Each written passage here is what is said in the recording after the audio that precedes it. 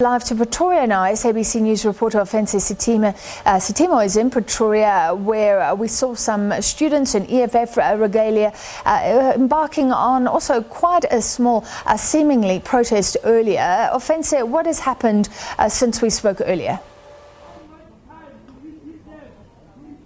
Thank you very much, Francis. Well, ever since we spoke earlier, there's been the numbers actually increased. As you saw that more and more students have actually gathered here at the entrance of UP Prospect Street, actually trying to get a mandate as to what's going to be the way forward after academic activities have actually started at this particular institution.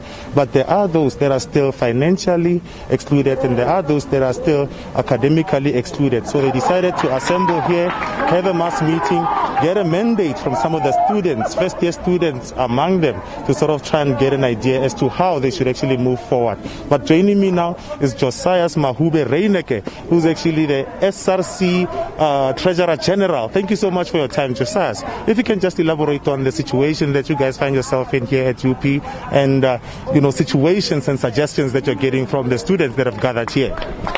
Okay, currently we're facing an issue of high amounts of historical debt. We have students here who are having a lack of access in terms of education, because in all honesty, if UP had to shut down as other institutions, what's going to happen here at our Soft Life institution is they're just going to go online, and that's going to hinder the majority, not the majority. Our students are facing these like financial problems. They're not going to have access to the education that they deserve, because we are having students left behind. So what we have here tonight is a group of students coming together to come and give the SRC demands and give us insight as to what are the students' issues on the ground, because we cannot lead without the input of our students.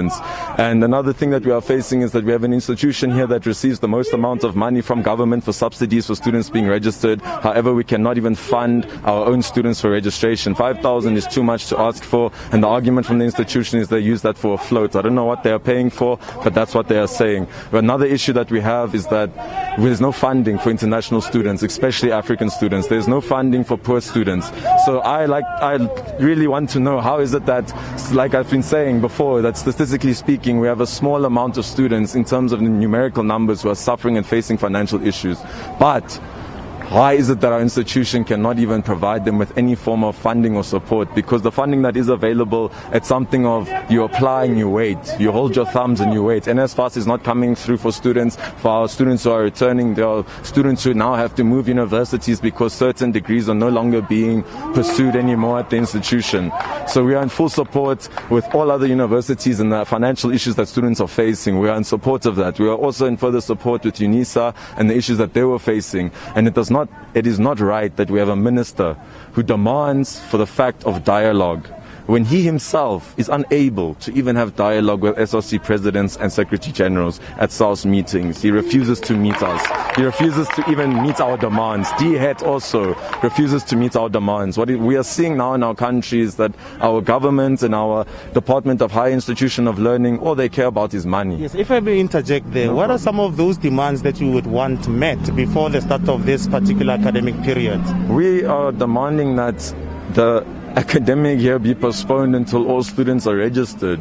Realistically, we're in a country where we have such a high amount of unemployment, especially with youth unemployment. So how is it that we can now have students registering at our institution, but then we are leaving students behind, and we say, no, we are the best university in Africa, we're the best university in South Africa, but we are not even taking the same action as UCT, UWC in terms of helping students with historical debt.